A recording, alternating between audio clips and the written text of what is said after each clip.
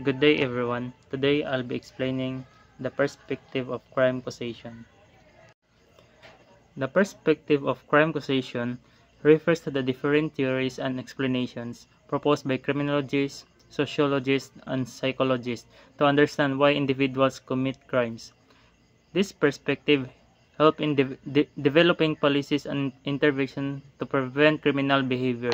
The main perspective include biological perspective, suggests that criminal behavior is influenced by genetic, neurological, or psychological factors. Examples: Lombroso's theory, born criminals with physical anomalies, twin and adoption studies, hereditary factors. Brain dysfunction theories, impact of brain injuries or chemical imbalances. Psychological perspective focuses on personality traits, mental disorders, and cognitive development. Examples: Freudian theory, unresolved childhood conflict. Behavioral theory, learned behaviors through reinforcement. Cognitive theories, faulty thinking patterns leading to crime. Sociological perspective views crime as a product of social structure, environment, and cultural influence. Examples: strain theory, Merton, crime results from the pressure to achieve societal goals without legitimate means. Social learning theory, Bandura, crime is learned through interactions with others. Labeling theory, being labeled as a criminal increases the likelihood of further crime. Economic perspective links crime to economic conditions such as poverty, unemployment, and inequality. Example: Marxist criminology, crime is a result of class struggles and capitalism. 5. Political perspective argues that crime is influenced by power dynamics, government policies, and laws. Example: conflict theory, laws are created to serve the interests of the ruling class, leading to crime among disadvantaged. Routine activity suggests that crime occurs when a motivated offender encounters a suitable target without capable guardianship, developed by Cohen and Felson. Each perspective offers a different understanding of crime causation, and modern criminologists often integrate multiple theories to explain criminal behavior comprehensively. The next topic is about the fundamental schools of thought in explaining the causes of crime. The fundamental schools of thought in explaining the causes of crime provide different frameworks for understanding why individuals engage in criminal behavior. These schools have evolved over time and offer distinct perspectives on crime causations. The major schools of thought include Classical School of Criminology. K-idea. Crime is a result of free will and rational choice. Founders and key theories: Cesar Beccaria, 1738-1794, Jeremy Bentham, 1748-1832. Core principles: people commit crimes after weighing the risks and benefits. Punishment should be swift, certain, and proportionate to deter crime. Laws should be clear and apply equally to all individuals. The utilitarian principle: the goal of punishment is to maximize social happiness and prevent future crimes. Criticism: ignore psychological, biological, and influences. Assumes people always act rationally, which is not always the case. 2. Positivist School of Criminology. Crime is caused by factors beyond an individual's control, such as biology, psychology, and social condition. Founders and key theories: Cesar Lombroso and Enrico Ferri and Rafael Garofalo.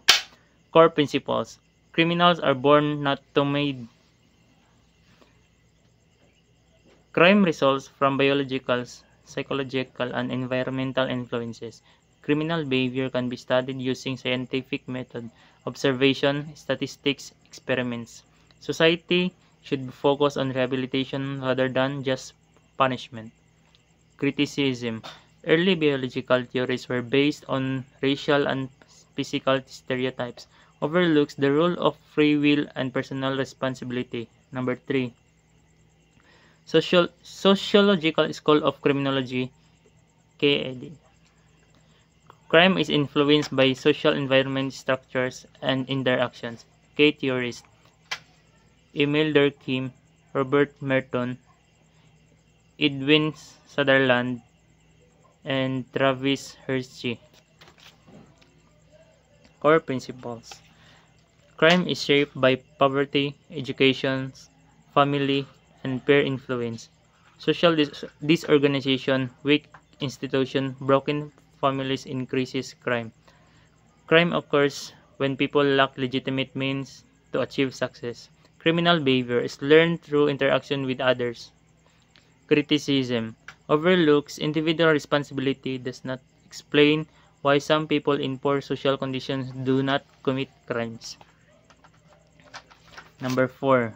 Psychological School of Criminology. Crime is caused by mental disorders, personality traits, and cognitive factors. K-theorist. Sigmund Freud, Hans Albert Bandura. Core principles. Crime may result from unresolved childhood conflict. Individuals with low self-control, aggression, or psychopathy are more likely to commit crimes. Criminal behavior is learned through observation and reinforcement. Criticism. Not all criminals have mental disorders. Does not fully explain organized and white-collar crime. Number 5. Critical and Conflict School of Criminology, K-idea. Crime is a result of social inequality, power struggles, and capitalism. K-theories. Karl Marx, Richard Kinney, Howard Baker. Core principles. The ruling class creates laws to control the lower class. Capitalism forces people into crime due to economic inequality. Once labeled as a criminal, individuals are more likely to continue criminal behavior. Criticism focuses too much on class conflict, does not explain crimes committed by wealthy individuals. Number 6. Integrated and Contemporary Theories, K-idea. Crime is complex and best explained using multiple perspective. K-theorist. Robert Agnew, John Braithwaite, Lawrence Cohen, and Marcus Felson. Core principles. Crime results from a combination of biological, psychological, and social factors. Crime prevention should focus on education, economic policies, and rehabilitation. Criticism. Difficult to apply practically because it includes many different ideas. Next is conclusion. Each school of thought provides a different explanation for why crime occurs. While classical and positivist schools focus on individual choice and biological factors, emphasize social structures and power dynamics, modern criminologists use integrated theories to explain crime more effectively.